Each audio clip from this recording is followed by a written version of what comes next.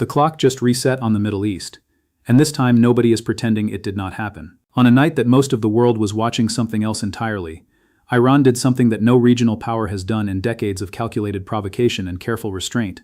It crossed the line that American military planners had drawn, redrew, and drawn again the line that every White House since Reagan has privately acknowledged as the threshold beyond which a measured response becomes a strategic imperative.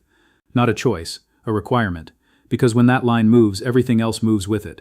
Oil markets, currency reserves, carrier group positioning. The quiet emergency calls between defense ministers that never appear in any press release. This is not another episode of Middle Eastern tension that the news cycle absorbs and forgets in 72 hours. This is the moment that financial analysts, military strategists, and intelligence communities have been wargaming for 15 years. The scenario labeled in classified documents with language so direct that its declassified summaries still make the room go quiet. Iran just crossed the red line. And what the United States prepares in response will determine the shape of global power for the next decade. Here is what they are not telling you. And here is why it matters more than anything else you will read today. Let us start with the numbers. Because in geopolitics, the numbers always tell the story that the official statements are designed to obscure.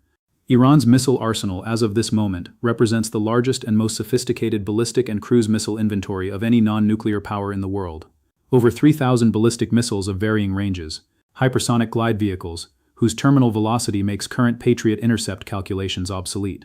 Shahid series loitering munitions, the drone that has become the signature weapon of this conflict era, manufactured at a production cost of approximately $20,000 per unit, capable of saturating air defense systems that cost $1 billion each to deploy and operate. Think about that equation for a moment. $20,000 versus $1 billion, a ratio of 50,000 to 1. This is not a military imbalance. This is a financial asymmetry so extreme that it represents a fundamental challenge to the economic model of Western military dominance that has been the operating assumption of global order since 1945. The United States currently maintains in the Persian Gulf region two carrier strike groups, the USS Harry S. Truman and the USS Gerald R. Ford, each representing approximately $13 billion in hull cost, $40 billion in full operational deployment cost, and 5,000 American sailors whose lives constitute a political exposure that no commander-in-chief can be cavalier about. These are the most powerful conventional naval instruments ever constructed by any civilization in human history. They project the electromagnetic and kinetic capability to reshape the military balance of any regional conflict within hours of arrival. And Iran has spent 30 years studying precisely how to make them vulnerable. The Strait of Hormuz is 21 miles wide, at its narrowest point. Through those 21 miles passes approximately 20% of the world's total oil supply. 17 million barrels per day. At current market prices, that represents a daily flow of approximately $1.7 billion in crude oil, every single day, passing through a choke point that Iran's coastal defense batteries, submarine fleet, and fast attack boat swarms have been configured, positioned, and exercised specifically to threaten. This is not hypothetical vulnerability. This is designed, documented, rehearsed operational capability. Iranian military planners have wargamed the strait closure scenario more times than any other single contingency in their strategic planning cycle. They have built underground missile facilities in the Zagros Mountains specifically to survive any first strike and retain second strike capability against shipping traffic. They have pre-positioned munitions on islands that their own legal disputes with the UAE keep in a permanent gray zone of international law. When Iran crossed the red line this week, they did not do it accidentally. They did it with a precise understanding of the response ladder they were climbing, and a calculation that the rung they stepped onto was one they could survive. The question is whether that calculation is correct. Here is where the history becomes impossible to ignore. Because what we are watching in the Persian Gulf in this moment is not a new story. It is a very old story, wearing modern weapons. Go back to 1956, the Suez Crisis. Britain and France, two empires still operating on the psychological inertia of their pre-war dominance, still believing that the financial architecture of colonial resource extraction was theirs to defend, launched a military operation to retake the Suez Canal after Egypt's Nasser nationalized it. Militarily, they were succeeding. The canal was within their grasp. And then the United States made a phone call. Eisenhower told the British Prime Minister Anthony Eden, with the directness that only a creditor can use with a debtor, that if Britain did not withdraw, the United States would sell its sterling bond holdings. The pound would collapse. The British economy, already strained beyond its imperial pretensions by the cost of World War II, would face a currency crisis of existential proportions. Britain withdrew. The empire did not end at the barrel of an Egyptian gun. It ended at the end of an American telephone line. Financial leverage ended in hours. What military resistance might have prolonged for years. Now reverse the dynamic. Now ask yourself who holds the financial leverage in the current confrontation.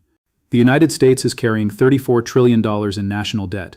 Its annual interest payment on that debt has now exceeded its entire defense budget for the first time in American history, a threshold that fiscal historians mark as the beginning of the terminal phase of imperial overextension. The dollar remains the world's reserve currency, but that status, which has allowed the United States to finance its military dominance by essentially borrowing from the future of the entire global economy, is under the most serious structural challenge it has faced since Bretton Woods. China holds approximately $800 billion in U.S. Treasury securities. Russia has divested almost entirely. The BRICS nations Brazil, Russia, India, China, South Africa and their new members have been constructing with deliberate, patient, strategic intent an alternative financial architecture specifically designed to reduce their exposure to dollar-denominated systems and dollar-administered sanctions. Iran does not hold U.S. treasuries. Iran cannot be threatened with dollar collapse because Iran was removed from the dollar system entirely.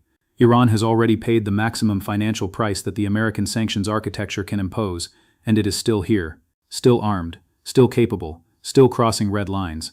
This is the hidden financial force behind the current confrontation that nobody in mainstream financial media is discussing with the directness it deserves. The sanctions regime that was supposed to make Iranian military adventurism economically unsustainable did not work in the way it was designed. It accelerated Iran's development of precisely the asymmetric capabilities, cheap drones, ballistic missiles, proxy networks that are most effective against expensive conventional military systems. It drove Iran deeper into the Russia-China alternative financial architecture, and it demonstrated to every other country watching that the cost of American financial punishment, while severe, is survivable, and that the strategic independence on the other side of it is worth the price of endurance.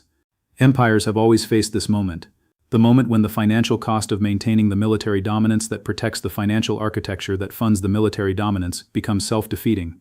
Rome reached it in the 3rd century, Britain reached it in 1956. The Ottoman Empire reached it when its capitulations agreements gave European powers so much financial penetration of its economy that its own tax revenues could not fund its own defense. The United States is not Rome. The United States is not Britain. But the pattern does not require identical actors to repeat itself. It requires only the same structural dynamic, military commitments that exceed fiscal capacity, funded by currency privilege that is simultaneously the source of power and the source of resentment that motivates the challengers. What Iran did this week is not just a military provocation. It is a bet on that structural dynamic. A bet that the United States is closer to the overextension threshold than its public posture acknowledges. A bet that the political cost of a full military response in dollars, in lives, in oil prices, in the domestic political environment of an election-sensitive democracy, exceeds the political cost of a calibrated non-response. And here is the most uncomfortable truth of all. Iran may be right. The oil markets moved the moment the first reports came through. Brent crude spiked $7 in the first 4 hours of trading after confirmation of the incident. That is not a panic move. $7 is a measured professional market assessment of probability-weighted supply disruption risk. It is the collective intelligence of every energy trader, every refinery purchasing manager, every sovereign wealth fund risk desk on Earth, simultaneously revising their Strait of Hormuz closure probability upward. If the strait closes, even for 72 hours, the immediate supply shock to global oil markets would be unlike anything since the 1973 Arab embargo, but 1973 happened in a world where the United States was still a net oil importer dependent on Middle Eastern supply. Today the United States produces more oil than any country in history. The strait closure would not primarily hurt the United States. It would devastate the economies of America's allies, Japan, South Korea, India, the European Union, whose industrial supply chains run on Persian Gulf crude in quantities that cannot be replaced from alternative sources in any realistic short-term time frame. This is the escalation architecture that makes the current confrontation so genuinely dangerous. Iran does not need to hurt the United States directly. It needs only to hurt the systems of interdependence that make American alliance relationships valuable. If Japan's economy contracts because its oil supply is disrupted, Japan's capacity to fund American defense commitments in the Pacific contracts with it. If South Korea's industrial output collapses because its energy supply is interrupted, the political sustainability of American basing arrangements on the Korean peninsula becomes a domestic political question rather than a strategic assumption. The financial nuke is not in Iran's missile silos. It is in the Strait of Hormuz. And Iran has held the detonator for 30 years. What happens in the next 72 hours will reveal which of two Americas is making the decisions. The America that understands it is in a finite resource strategic competition with a patient, structurally motivated adversary, and responds with the calibrated precision that competition requires. Or the America that responds to the burning of a red line with the emotional momentum of a superpower that is not yet fully processed, that its financial architecture is no longer the unconditional guarantor of its military options. The carrier groups are repositioning. The diplomatic channels that never fully closed are operating at a frequency that the public communications do not reflect. The conversations happening between Washington and Riyadh, between Washington and Beijing, which has more economic exposure to straight disruption than any other country on earth, and therefore the most pragmatic interest in de-escalation, are the conversations that will determine the outcome before any missile is fired. History does not repeat itself with mechanical precision, but it rhymes with a consistency that rewards those who are listening for the meter. Every empire that has reached the intersection of maximum military commitment and maximum fiscal stress has faced a version of this choice: double down on the military commitment and accelerate the fiscal collapse, accept the strategic retreat and begin the managed decline, or in the rarest and most difficult cases, find the architectural innovation that redefines the terms of the competition entirely.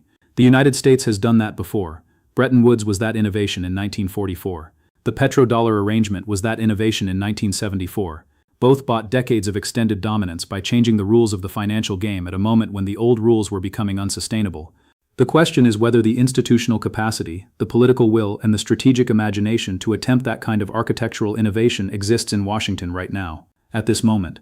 With carriers repositioning in the Gulf and oil markets pricing in a probability distribution that includes scenarios nobody wants to see happen, Iran crossed the red line. The response America prepares will not just be military. It will be financial. It will be architectural. It will be a statement about what kind of global order the United States is willing to pay to maintain, and what kind it is willing to let evolve. The world is watching the preparation. And in the pattern of history, how empires respond to the moment they are genuinely challenged reveals more about their future than any projection, any forecast, or any official statement ever could. The clock is running, the numbers do not lie, and the lesson of every empire that has stood at this intersection is the same. What you do when the red line burns tells everyone, allies, adversaries, and markets, everything they need to know about what comes next.